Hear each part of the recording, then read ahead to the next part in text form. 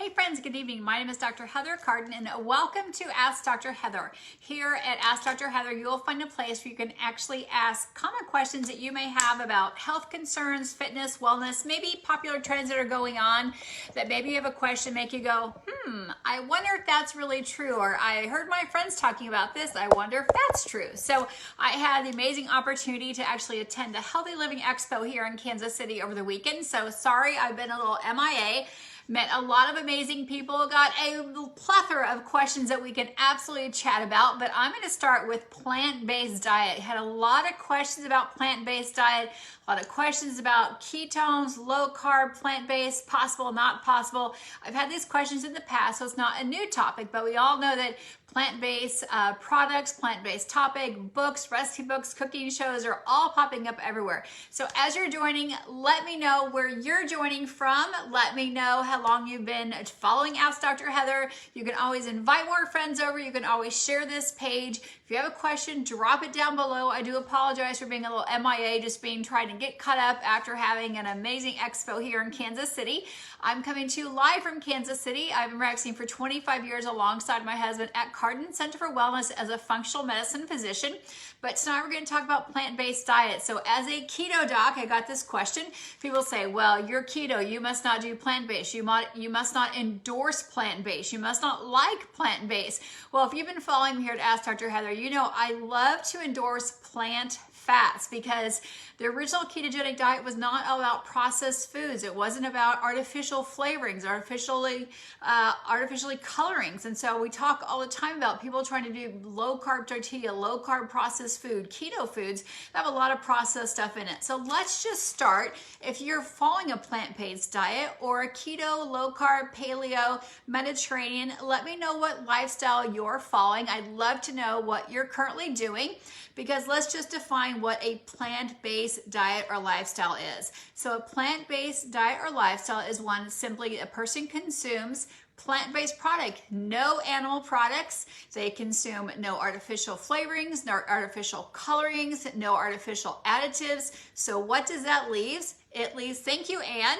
So it leaves, as Anne knows, it leaves plants. That includes vegetables, grains, nuts, seeds, legumes, and fruits. It's that simple. So let's run that again. So no animal products, nothing artificial, which is great. We never want anybody on any lifestyle having anything artificial in their diet, any artificial preservatives, any artificial coloring. So we all agree on that.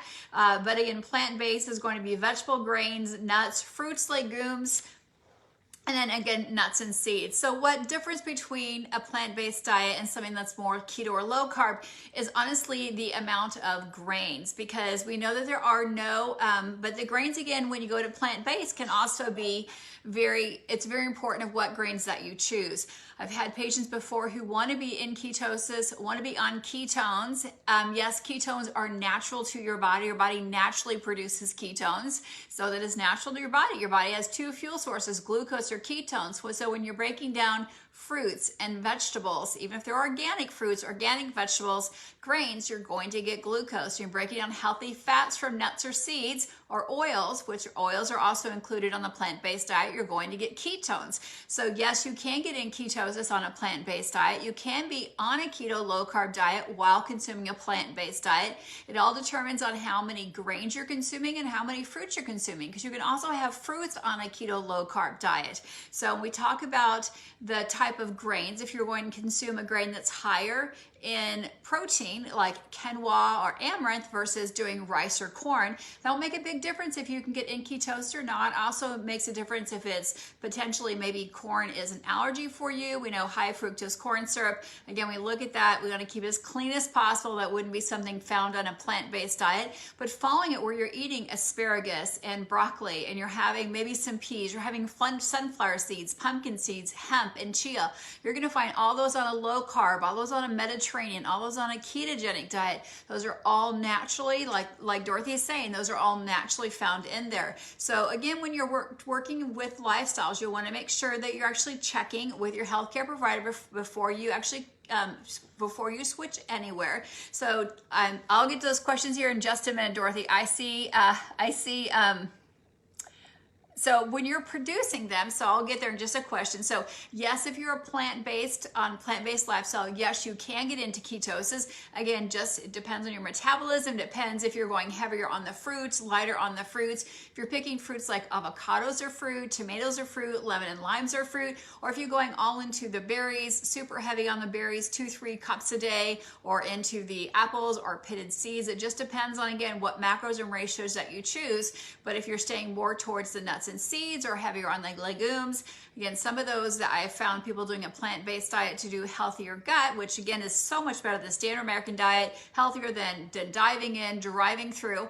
However, again, hopefully you're seeing that there's a big difference and there's a big umbrella when you're doing a plant-based diet. Some people can do it very clean. They can do it within moderation. They understand where the basis is. They understand what a healthy amount of fruit is. I saw someone last week who's doing a plant-based diet and they were having 6 to 7 cups of fruit a day. Fructose interferes with vitamin D metabolism. It raises your blood sugar. There's so many adverse effects when you're having that much fruit, and they were only having a couple cups of greens a day. So obviously they need to be having more healthy greens, plant-based. I know that berries grow on a plant, but they need to be more plant-based. We're eating more healthy greens. As you look at the list of the top 10 best plant foods, you're going to see asparagus is on there, broccoli's on there, those type of things. Even peas are on there, which are going to be higher in protein. A plant-based powder that's going to be more and higher in the peas.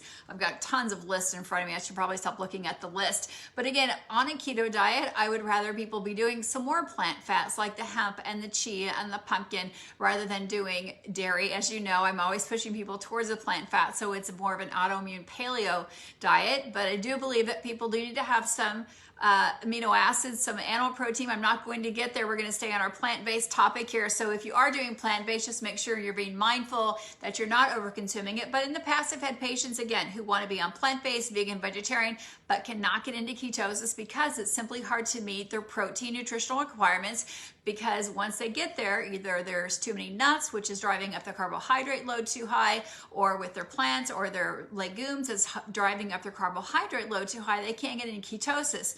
Now, for the first time, this is where I love using exogenous ketones, is that you can use a pure therapeutic exogenous ketone. So your body naturally makes ketones, Dorothy, as you actually lower down your body's carbohydrate consumption. This is a very natural state. We all go into ketosis naturally, in and out of it. We are a dual fuel, just like a hybrid car. So I'm going to take a pause. Think of a little kiddo. We know that babies are born in ketosis. As long as they're breastfed, they're in ketosis. That's why they cry when they're hungry. They stop when they're full. They sleep when they're tired. They wake up and usually wake up happy. You can't really pre-feed a breastfeed baby. You can't actually get them to go to sleep if they don't want to sleep. Or think of elementary or toddler kids, when they're actually outside, it could be snowing on the ground. If they get hot, they take off their coats. They're playing on the tilt-a-whirl. They're running around. They're sweating, super thermogenic, because their bodies are always running around, playing around, because they can go from shifting their carbohydrates into shifting fat, into shifting back, because they're very efficient burners.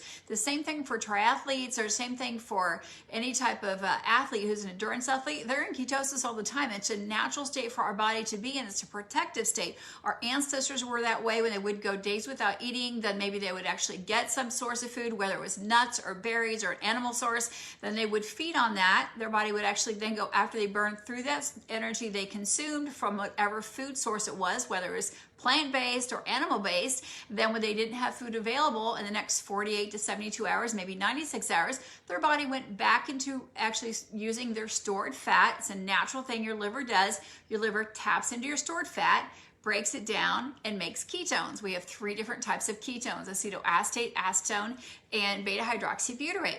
But so back to the story here. So when you're on a plant-based diet, and if you're trying to get in ketosis, then you simply need to watch your fruit and watch your grains, but make sure you're getting your protein requirements in, and using grain like we talked about, amaranth or quinoa, that's going to be a little bit higher in the grain than using some of the other things. People think they could just have all the rice and all the corn and all the grains they want, but just do your education and make sure you're checking your blood sugar, make sure you're checking and watching your weight, because I know some people use it to put on weight, but make sure the weight's coming from healthy nuts, healthy seeds, healthy oils.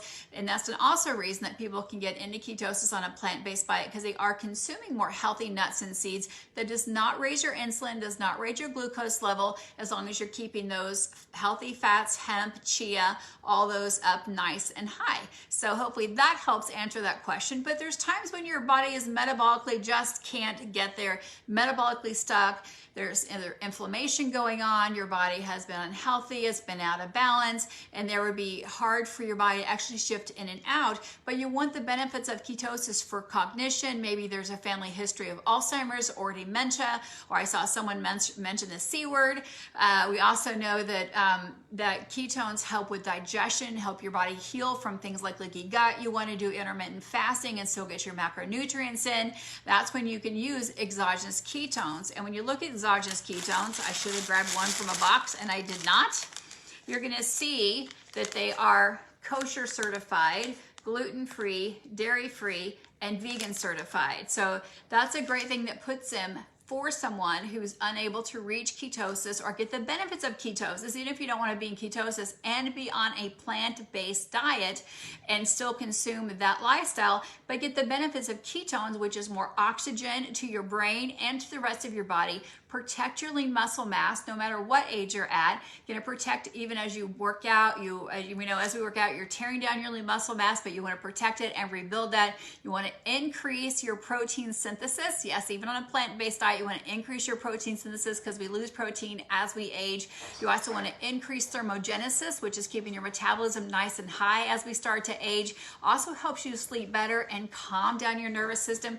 With the global pandemic, we know there's a wide variety of increase in anxiety and depression and stress and gut inflammation, where you can, if you choose to use a plant-based diet, then that's where you can use pure therapeutic exogenous ketones that are gluten-free, dairy-free, soy-free, vegan certified, kosher certified, and you can still get the benefits of ketones to help with the brain and the gut and the muscle and the nervous system to get you to use those. So, and the only one that I recommend of ketones are the only one that are bioidentical to what your body makes, because the only one that are the racemic mixture, and I can send you the link. I've done my due diligence with research.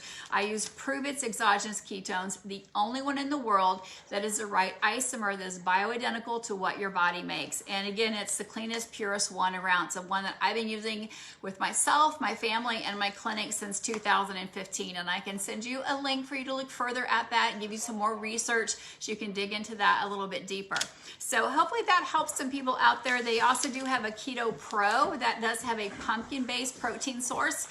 They do have it with an egg source if you want that instead. But they do have two flavors, banana and a blueberry, that it has a pumpkin base with the MCT in it that does have ketones as well. All the broths are not vegan, so you wouldn't want to use those for plant-based, but all of the ketones, no matter what flavor that you choose, they all are going to be vegan and fit those needs. So let me see what questions I can help answer. So Dorothy has a bunch, but they're in a huge long line. So let me see, Dorothy.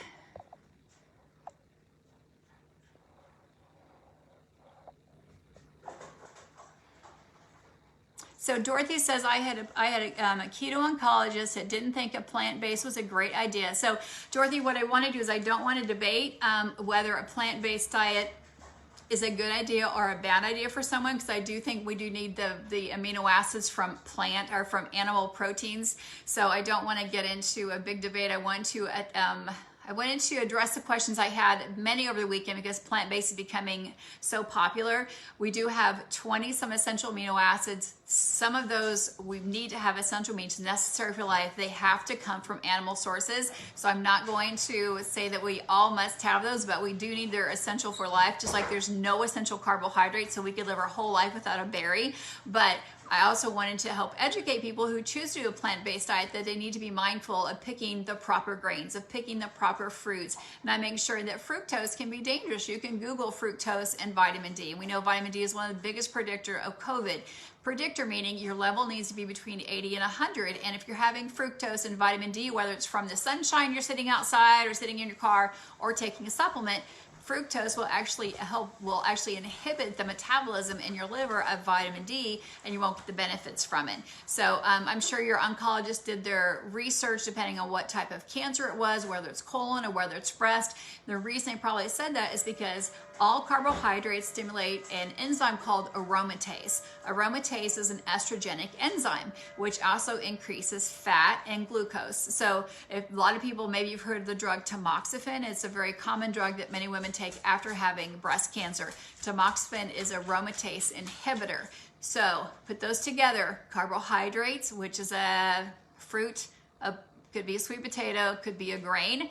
Okay, cook your pie as well. We're talking about the plant-based diet. Carbohydrates stimulate aromatase. There is a deep connection between aromatase and estrogen. That's why doctors have you take a aromatase inhibitor after you've had some form of breast cancer. So it makes sense that they'd actually want to have you eliminate some of those higher fructose like grains and fruits. So they wouldn't maybe recommend necessarily a plant-based diet, where a ketogenic oncologist might recommend a very low to no fruit, very above ground green only, no rooted, no starchy vegetable diet. But tonight, just wanted to jump on here and help get those. Great that you just had that. So yes, some fermented, not all fermented, because you can definitely cause some type of yeast issues. And